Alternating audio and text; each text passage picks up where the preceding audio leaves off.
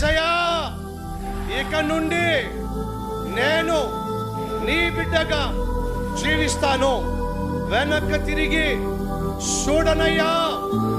నా పాత జీవితాన్ని, రోత జీవితాన్ని, ప్రతి పాపిష్టి అలవాటును, స్నేహాన్ని యేసు నామం పేరట విడిచిపెట్టేస్తున్నాను.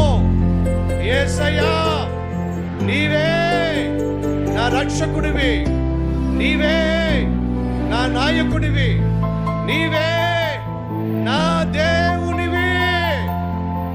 నీతోనే నూతన సంవత్సరములో అడుగు పెడుతున్నాను.